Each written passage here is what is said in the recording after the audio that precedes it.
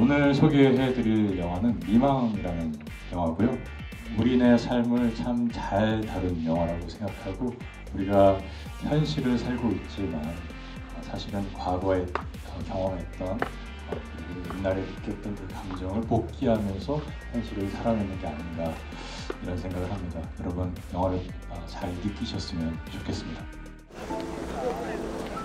하나도 안 변했네. 변할 게 뭐가 있나? 그냥 시간만 가는 거지. 여쭤보고 싶은 게 있는데요. 만나는 사람이 있어요? 이게 얼마만이야. 그 사람은 잘 만나고 있어? 너를 화가로 인도하는 그분? 언젠가 또 볼걸요? 세상은 돌고 도니까. 미망. 네, 여러분들 어떻게 보셨을까요? 극 중에 모더레이터로 유명한 배우님이 하셨는데, 그럼 우리 미망을 한번 소개를 해주실 수 있으실까요? 미망이 사실 소개하기가 좀 어려운 영화예요. 여러분이 주인공이 되실 수 있는, 여러분의 공간이 있는 그런 영화예요. 그 영화 안에 나오는 인물들과 같이 걸으면서 같이 이야기를 나누면서 흘러간 시간들을 떠올릴 수 있는, 그래서 내가 주인공이 될 수 있는 그런 영화라고 생각합니다. 이 영화의 시작이 이명화 배우님과 김태형 감독님의 대화를 하다가 만들어졌다고. 제가 2019년도에 그 서울극장에 실제로 제가 촬영한 단편이 상영이 돼서 가는 길이었는데, 원래 이렇게 걸어가던 길 말고 왠지 오늘 다른 길로 가고 싶어서 그 다른 길 쪽으로, 이렇게 처음 가보는 길 쪽으로 가고 있었는데 앞에 너무 익숙한 뒷모습이 있는 거예요. 그래서 뭐지? 하고 태양이 같은데? 하고 실제로 저 영화처럼 이렇게 등을 두드렸고 실제로 통화를 하고 있다가 이제 오랜만에 우연히 만난, 생각지도 못하게 그 길을 같이 걷게 됐고 이야기를 막 나누고 우리 언제 같이 영화 찍지 뭐 이런 인사를 나누고 헤어졌었어요. 근데 실제로 며칠 뒤에 이제 그 내용을 가지고 단편 시나리오를 써서 보내줬어요. 김태형 감독님께서요? 네. 네. 어떤 느낌을 받으셨길래? 그때 당시에 이명화 배우가 걸었던 그 길이 잊혀지지가 않더라고요. 그리고 영화 찍는 일이 쉽지가 않은 시기였던 것 같아요, 저에게. 언제 영화 찍지? 꼭 영화 찍자라는 그 약속의 말이 언제 한번 밥 먹자라는 말처럼 조금 흔히 할 수 있는 말이지만 꼭 지키고 싶다라는 생각이 들었어요. 그래서 어떻게 해서든 영화를 찍어봐야겠는데 어떤 이야기를 내가 할 수 있을까? 함께 나눴던 대화가 저에게 되게 오랫동안 남아있더라고요. 영화 속에서 누군가가 돌아가시고 너는 그동안 어떻게 지냈니? 라고 하면서 너무 가까운 사이였었는데 오랜만에 만나서 서로의 시간들을 모르고 있었다라는 것과 그런 것들을 얘기를 넌지시 해주는데 이 사람이 굉장히 많이 변했다라는 거를 짧은 걸음의 시간 속에서 제가 체감을 한 거예요. 그래서 도대체 어떤 시간이 있었을까라고 저도 모르게 상상하게 된 거예요. 근데 이런 상상이 일상 속에서 우리가 특별한 사건이 아니더라도 굉장히 커다란 일이 될 수 있다라는 거를 그 걸음을 통해서 느끼게 돼서 그걸 꼭 영화로 만들어 봐야겠다라고 생각을 했습니다. 알 것 같으면서도 어떤 면에서는 정확하게 캐치를 못할 수도 있겠다라는 생각인데, 그런 부분이 영화에 잘 녹아진 게 아닌가.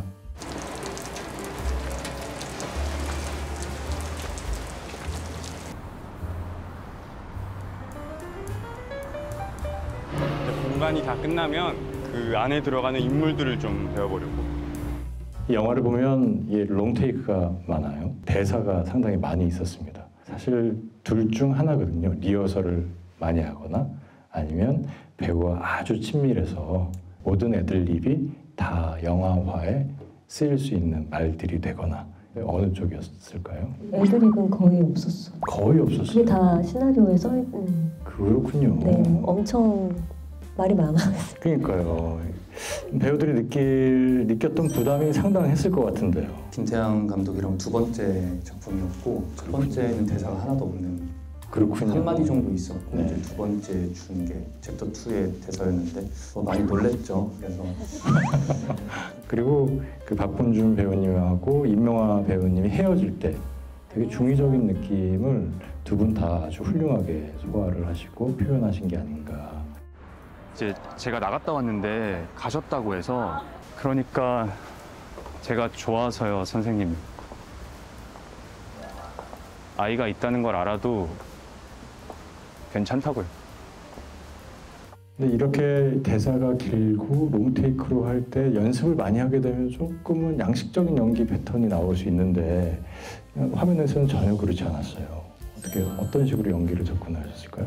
오기 같은 게 좀 생겼어요. 그래서 네네. 대사를 하나도 안 틀리고 진짜 그대로 다 해야 되겠다 그렇군요. 생각을 해서 상당히 부담을 많이 느끼셨겠는데요. 예.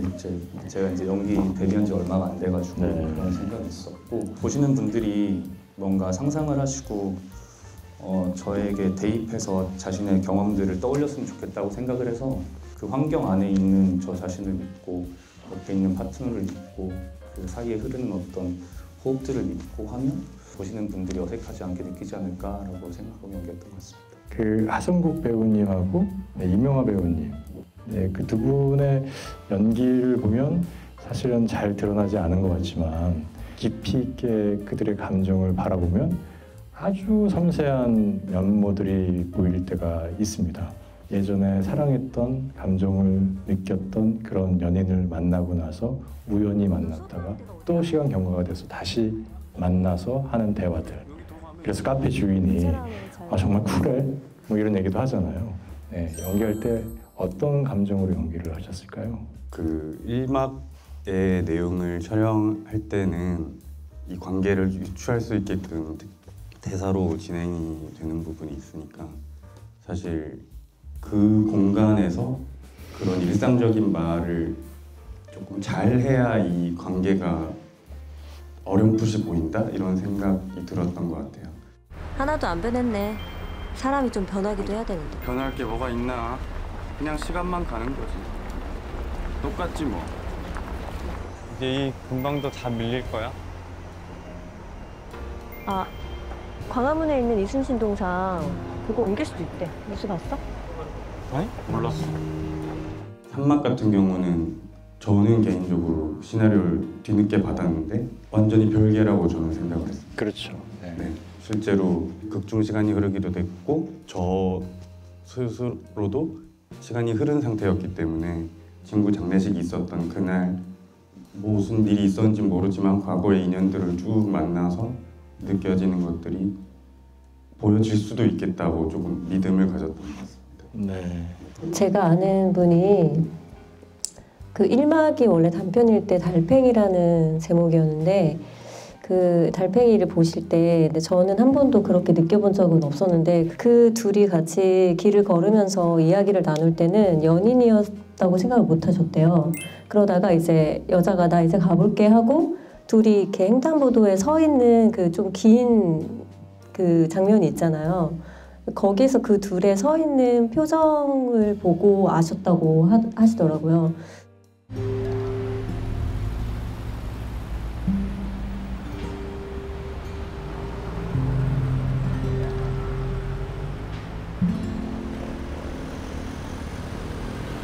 생각을 해봤는데 그때는 아마도 이별한 지 아주 오래지는 않았을 것 같고 3막보다는 미련도 그래서 조금 더 강하게 남아있는 상태여서 오히려 더 쿨한 척을 더 했던 것 같아요. 길을 걸으면서 이야기를 나눌 때는.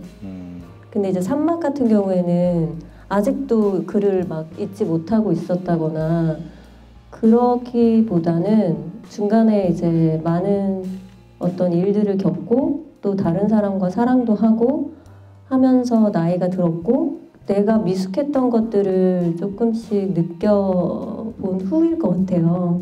미안했던 마음도 생기고 좀 더 이렇게 다시 만나고 싶다 그런 미련보다는 우리가 그때 참 어렸지만 예뻤다 뭐 애틋함도 있었을 것 같아요. 그래서 그런 것들이 좀 여유 있게 묻어나는? 우리 정수지 배우님도 말씀을 좀 해주실까요? 사실 저는 영화관에서 보면서 처음 감독님이 보여주신 날이 있었거든요.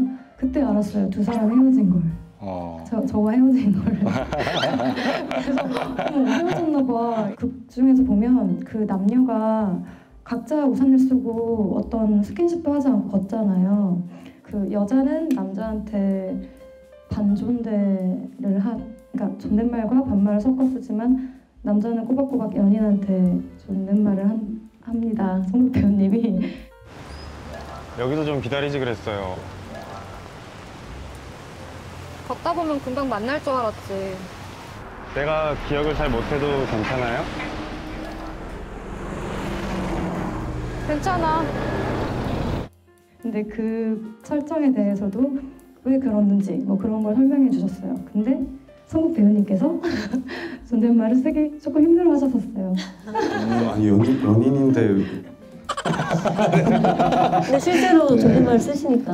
저는 이제 결혼을 했는데 아내에게 존댓말을 씁니다. 아 그렇군요. 응원 자판기라면서요. 응원 자판기는 어떻게 해서 나오게 된 거죠? 대사에 쓰여 있기도 했고요. 실제 제 성격이나 제가 봤을 때 감독님도 그렇고 주변 사람들한테 되게 힘을 많이 주는 것 같아요. 네. 좋은 말들을 해주고 그래서 응원 자판기라는 말이 누르면 톡 나오는 게 나오잖아요. 현장 분위기는 항상 좋았고요. 뭔가 응원 자판기, 뭐 저나 감독님한테 국한되는 게 아니라 모두가 서로에게 응원 자판기지 않았나 이런 생각이 듭니다. 네, 아무래도 촬영 현장이 저예산이다 보니까 좀 촬영이 실패라고 했지만 좀 힘들었던 적이 있었을 것 같아요. 뭐 예를 들면 조명이 좀 아쉽다거나.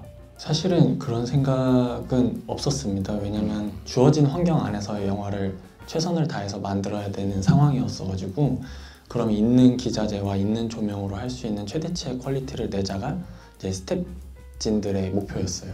아, 어떤 장비가 있으면 좋을 텐데라는 거는 시작하기 전에 맥이 빠지는 게 되잖아요. 그래서 맞습니다. 우리는 이걸로 최선을 다해서 목표치를 달성하자. 그렇죠. 네, 그렇게 생각했기 때문에 끝나고 나서도 아쉬움은 없고 이 영화를 만들고 나서 만약에 이제 저희 팀이 다시 모여서 다음 영화를 만든다면 그때는 조금 더 해보자 이렇게 시작을 했었습니다.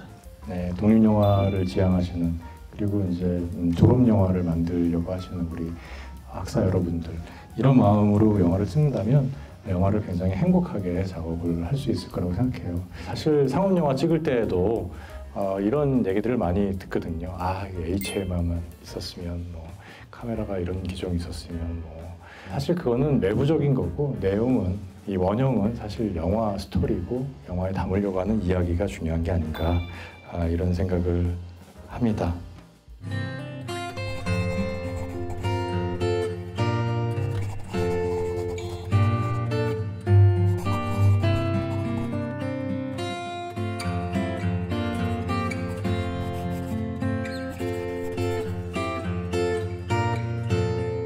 영화 미망이 관객들에게 어떤 영화로 기억됐으면 좋겠습니까? 내 인생이나 내 일상 하루하루는 조금 별게 없는데 라는 기분에 빠질 때가 있잖아요. 근데 그럴 때 아, 이런 이야기도 영화가 되는데 내 하루하루 아침에 눈 떠서 양치질하는 나의 모습도 영화가 될 수 있지 않을까? 그렇게 생각해 주시면 좋겠다라고 생각을 하면서 영화를 만들었었습니다. 예상치 못한 그런 일들은 항상 일어나고 내 뜻대로만 되진 않잖아요. 근데 그것을 내가 좀 받아들여보자라는 태도를 취한다면 좀 더 내 삶을 사랑할 수 있지 않을까 이런 생각이 들어요. 그래서 우리 영화가 조금이나마 그럴 수 있는 계기가 되셨으면 좋겠고요. 광화문이나 이런 데 보시면 대부분 다 걸어보셨을 거예요, 연인들이랑.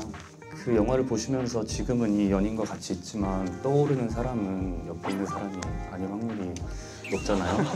네. 근데 다시 돌이켜서 생각해보면 그런 기억들 때문에 지금 더 좋은 사람을 만날 수도 있는 거고 내가 앞으로 나아가야 될 어떤 지표를 삼을 수도 있는 거라고 생각해요. 이 영화에서 그런 지점이 저는 되게 흥미로웠고 또 어떤 인생을 로맨스의 장르로 다루는 어떤 영화가 아닌가. 이 영화를 보고 어떤 생각나는 공간과 사람과 어떤 시간들이 있다면 관객들한테 잘 닿은 거라고 생각하고요. 영화가 원래 한 번 보면 모든 걸 기억할 수 없잖아요. 그래서 저도 몇 번이고 좋아하는 영화는 보고 하는데 미망이라는 영화 정말 볼수록 많은 걸 발견할 수 있고 많은 걸 느낄 수 있는 영화라고 생각해요. 집에 돌아가시는 길 아니면 앞으로 또 밖에서 길을 걷게 되신다면 저희 영화 한 번씩 생각해 주시면 너무 감사드릴 것 같습니다. 감사합니다. 여기 계신 여러분들이 앞으로 한국 영화의 주역이 되실 거라고 생각합니다. 극 중에 이런 대사가 있더라고요. 언젠가 또 볼 걸요. 세상은 돌고 도니까. 다음 영화관에서 또 뵙도록 하겠습니다. 감사합니다. 감사합니다.